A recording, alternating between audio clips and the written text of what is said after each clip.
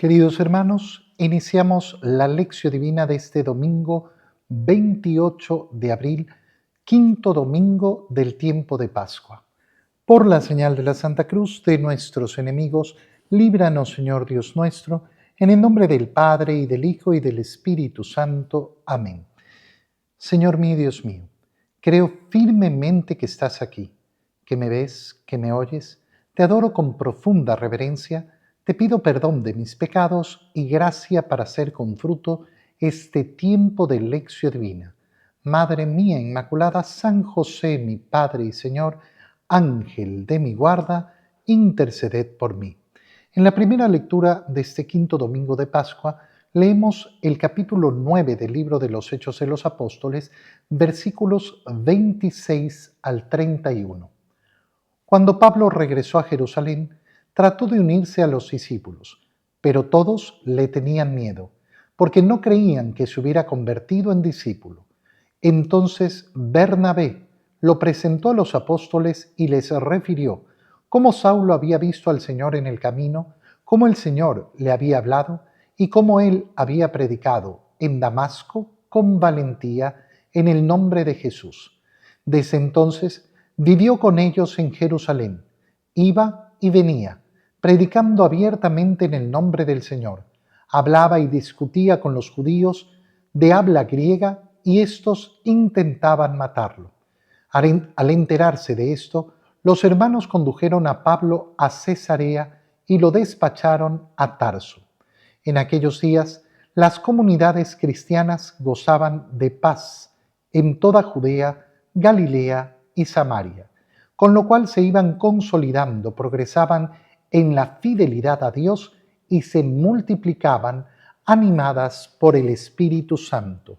Palabra de Dios. Estamos de vuelta en el capítulo 9 del libro de los Hechos de los Apóstoles, después de la conversión de San Pablo, después de que hemos visto cómo el Señor lo llamó en ese camino a Damasco, cómo lo dejó ciego, cómo recobró la vista y cómo empezó a creer y a predicar que Jesús era el Hijo de Dios. Pablo se dirige después a Jerusalén, regresa a Jerusalén. ¿Por qué nos dice que regresa? Porque recordemos que cuando va a Damasco ha salido de Jerusalén con el permiso del sumo sacerdote para tomar preso a los cristianos y traerlos de vuelta a Jerusalén. Imagínate el escándalo de que que se fue a aprisionar, a meter preso a los cristianos, ahora regresado, convertido y predicando en Jesús. Trata de unirse a los discípulos, pero se produce algo natural, que los discípulos le tenían miedo. ¿Quiénes son los discípulos? Aquí no se está hablando de los 12, se está hablando de los discípulos, es decir, de aquellos seguidores de Cristo que van más allá de ese grupo de los apóstoles, de los 12. ¿Por qué no querían que estuviera? ¿Por qué le tenían miedo? Porque no creían que se hubiera convertido en verdad. Es natural y normal. Natural y normal saber que que estaba persiguiendo a los cristianos ahora vuelve y dice que se ha convertido.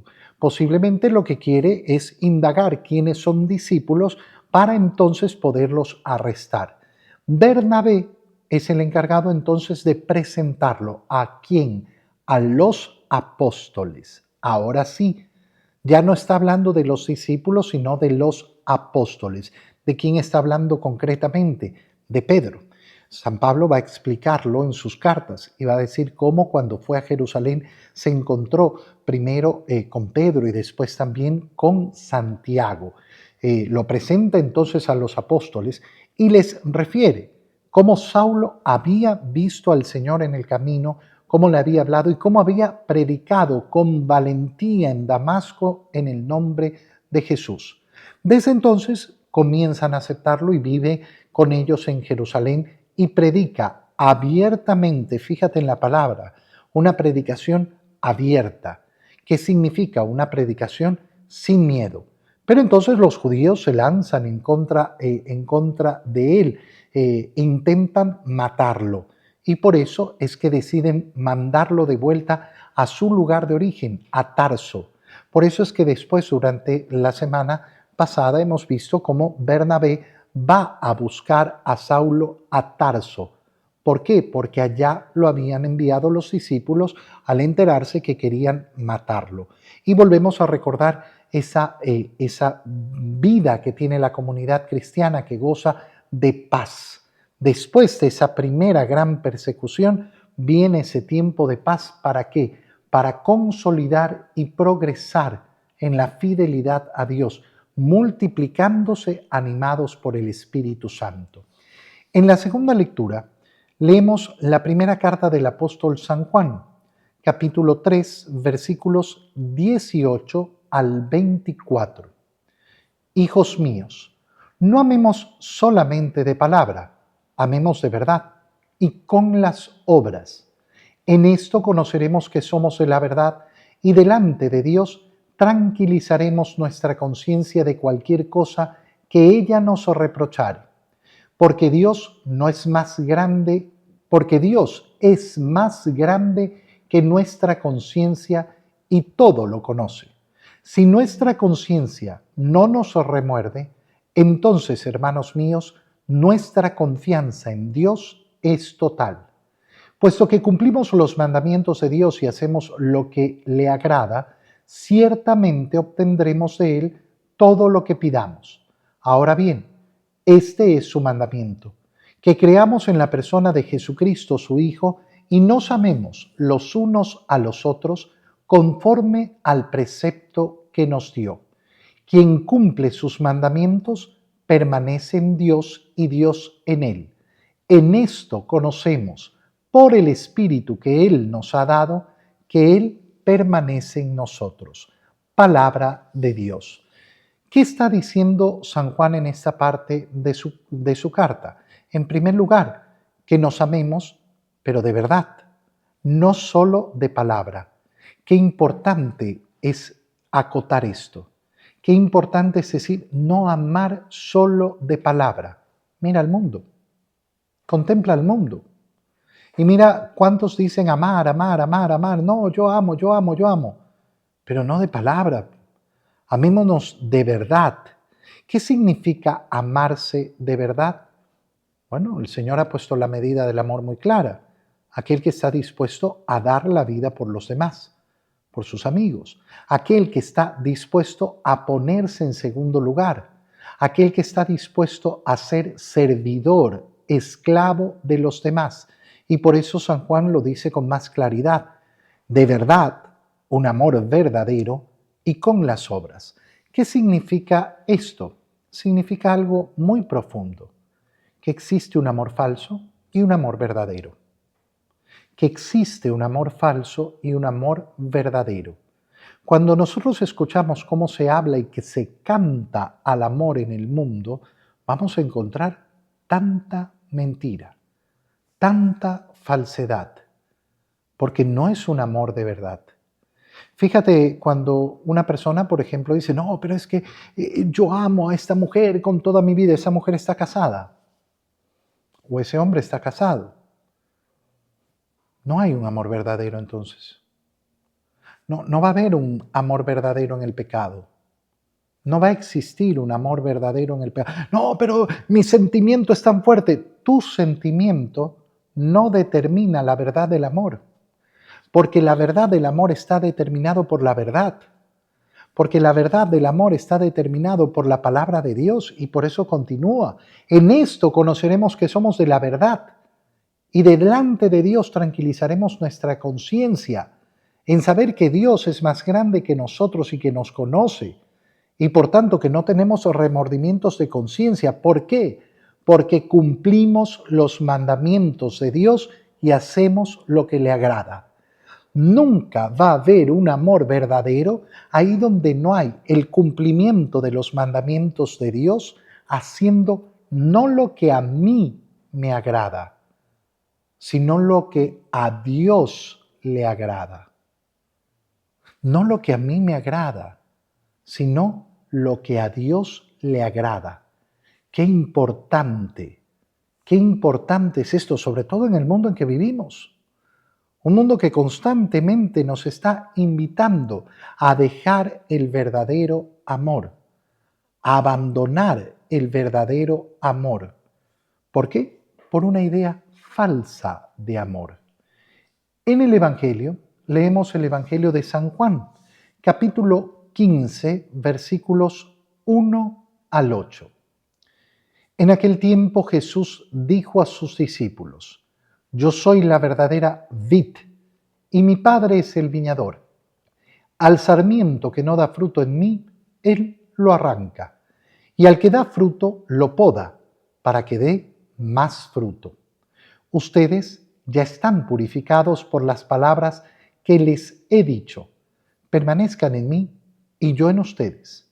Como el sarmiento no puede dar fruto por sí mismo si no permanece en la vid, así tampoco ustedes, si no permanecen en mí. Yo soy la vid, ustedes los sarmientos. El que permanece en mí y yo en él, ese da fruto abundante, porque sin mí nada pueden hacer.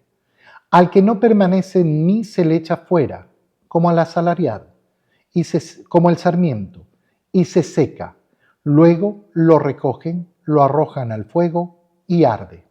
Si permanecen en mí y mis palabras permanecen en ustedes, pidan lo que quieran y se les concederá. La gloria de mi Padre consiste en que den mucho fruto y se manifiesten así como discípulos míos. Palabra del Señor. Este es el Evangelio de la vid y los sarmientos. Si no conocemos la vid y los sarmientos, es importante tener la imagen clara. La vid es el árbol que produce la uva. ¿Dónde crece la uva? En los sarmientos. Es decir, estamos hablando de un árbol y sus ramas. Sus ramas donde van a crecer los frutos. Esta es la imagen que nos está presentando el Señor. Y es importantísimo tener esta imagen. ¿Por qué? Porque lo que nos está presentando es cómo tenemos que mantenernos siempre unidos a Él. Yo soy la vid, no hay otra. Ustedes son los sarmientos. Y entonces, ¿qué es lo que ocurre? Mi Padre es el viñador.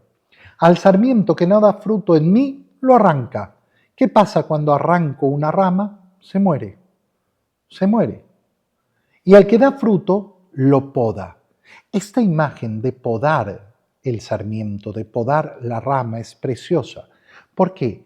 Porque es una imagen dura, es una imagen fuerte, es una imagen que puede parecer de mucho sufrimiento.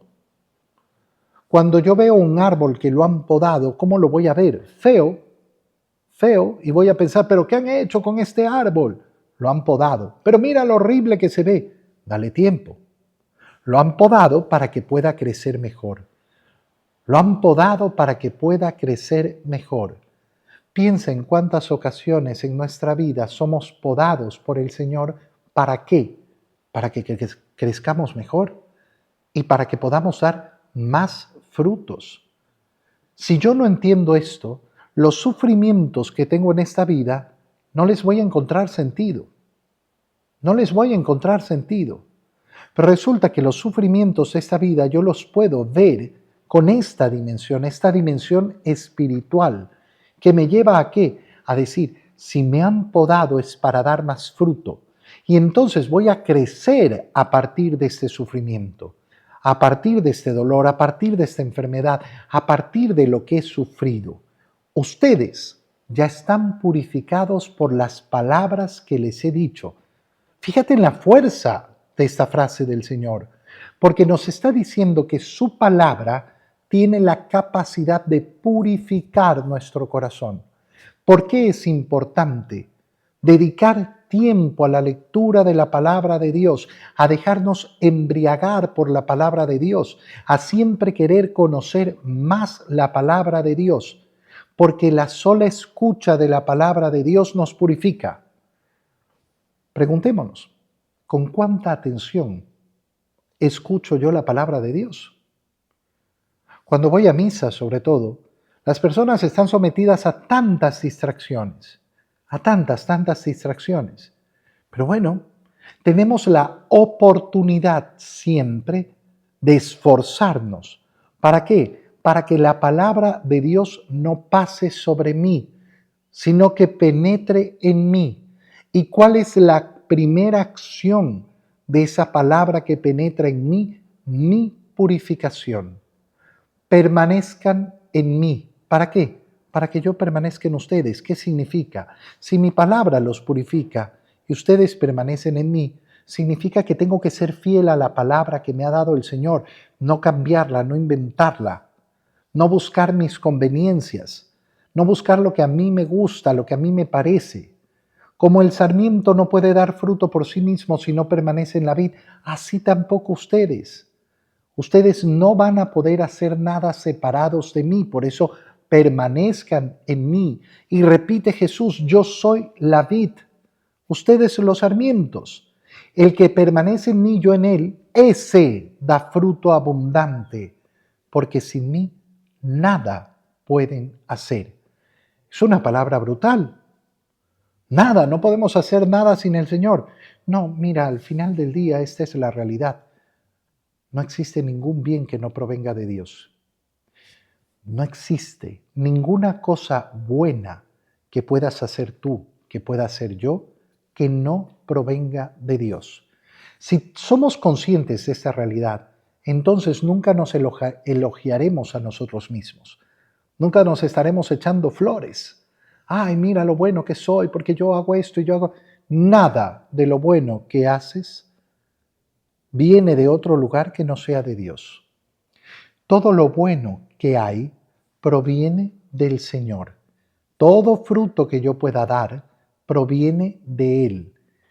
Al que no permanece en mí, en cambio, ¿qué pasa? Se le echa fuera como al sarmiento, que se seca, luego lo recogen y lo arrojan al fuego y arde. Lejos del Señor, no voy a dar ningún fruto. No voy a dar ningún fruto. Cuando nosotros escuchamos en la historia de la iglesia tantos que han dejado la vida eclesial y no han producido los frutos. No, han quedado secos, secos, lejos de la vida eclesial, lejos de la vida de la iglesia. ¿Por qué? Porque es en la iglesia donde está la vid, que es Jesús. Y para aquellos que no creen en la condenación eterna, bueno, siempre nos vamos a topar con estas frases del Señor. Lo arrojan al fuego y arde. Ese es el destino de quien no quiere permanecer en Jesús. El que no quiere permanecer en Él es arrojado al fuego y arde. No, es que a mí no me gusta esa imagen. Bueno, hermano mío, ¿qué hago yo que no te guste? ¿A quién le puede gustar? A nadie le puede gustar. No son cosas bonitas, hay cosas hermosas de qué hablar. A mí me lo han dicho muchas veces. Ay, padre, pero hable de cosas más lindas. Hermano mío, yo hablo de cosas bellísimas todos los días. Hablo de la salvación. Pero la salvación es una elección y hay quienes eligen no salvarse. Y también tengo que recordar eso, que esta es la decisión que tenemos por delante. ¿Querer permanecer en Jesús o no? ¿Qué voy a hacer? ¿Quedarme callado? No. ¿Dejar de anunciar el Evangelio? Jamás. ¿Inventarme otra cosa? Nunca. Si permanecen en mí, mis palabras permanecen en ustedes. Entonces pidan lo que quieran y se les concederá. Ya lo decíamos ayer, como el Señor nos dice, lo que pidan en mi nombre. ¿En mi nombre qué significa? Permaneciendo en Él, siendo uno con Él. Si yo soy uno con el Señor, entonces quiero su voluntad y por tanto mi voluntad no será otra cosa que la extensión de la voluntad de Dios, porque la gloria de mi Padre consiste en que den fruto. ¿Para qué? Para que se manifiesten como discípulos míos, no para que la gente dé gloria a lo que yo hago, sino para que todo, a través de todo lo que yo haga, se dé gloria a Dios. Te doy gracias, Dios mío, por los buenos propósitos, afectos e inspiraciones que me has comunicado en este tiempo de lección divina. Te pido ayuda para ponerlos por obra. Madre mía Inmaculada, San José, mi Padre y Señor, Ángel de mi guarda, interceded por mí. María, Madre de la Iglesia, ruega por nosotros. Queridos hermanos, que el Señor los cuide y los proteja en este domingo. En el nombre del Padre, y del Hijo, y del Espíritu Santo. Amén. Un feliz día para todos.